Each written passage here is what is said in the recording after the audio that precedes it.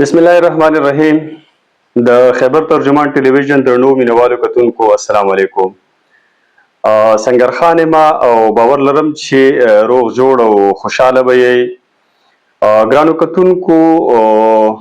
د تیرې جمعې په ورځ او د خیالي په شپه د چارسرې ضلعې د تورنګزو په کلي کې چې کومه دغه افسوسناکه او دغه دردناکه واقع پیښه شوې ده،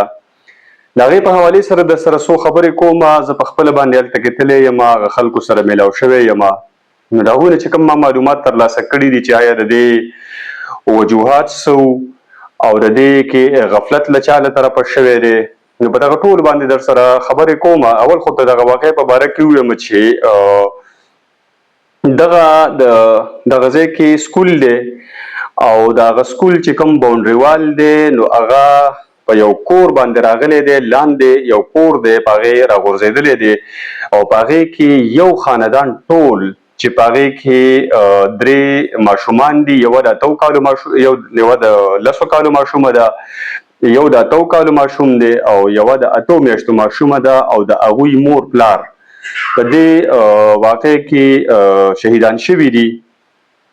دغه ټول خاندان د هغې نوم او نشان ورک شو.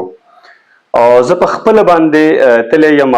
ما دغه بلډینګ هم کتلی دی، د دغه خلکو سره ما خبرې کړي دي او دا کم هلک چې شهید شوی دی د دې ماشومانو د پلار د ساجد علي نوم دی او د ده د ورور د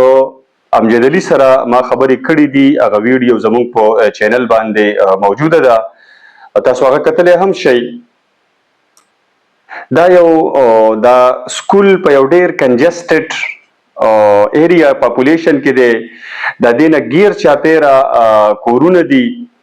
او بیا دا باونډري وال چې جوړ شوی دی نو په دې کې پیلر نه دی ورکړی، نو دا یو ډیر عجیبه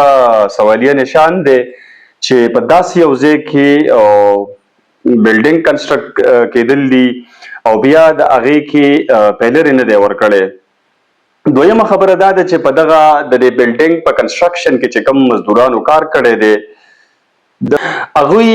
د وینا مطابق په هغې کې یو مزدور دا وایي چې یاره په دې کې چې کوم مټیریل استعمال شوي دي نو یوه د سیمټو بورې او په هغې کې 15 لاس ګاډي یا دغه مساله تیاره شوې ده. دا یو بل سوالیه نشان دی. نو ټیک ته چې دا پیښه د خدای له طرفه وه، مرګ او ژوند د خدای په لاس کې دي، خو دا هم غفلت دی. او بیا دا ده چې د خیبر پښتونخوا چیف منسټر علي امین ګنډاپور صاحب د دغه ظفري خاندان لپاره، دغه متاثر شوي خاندان لپاره د پیسو اعلان هم کړی دی. ډېره ښه خبره ده، د هغوی سره د درد او د غم د اظهار یې کړی دی، خو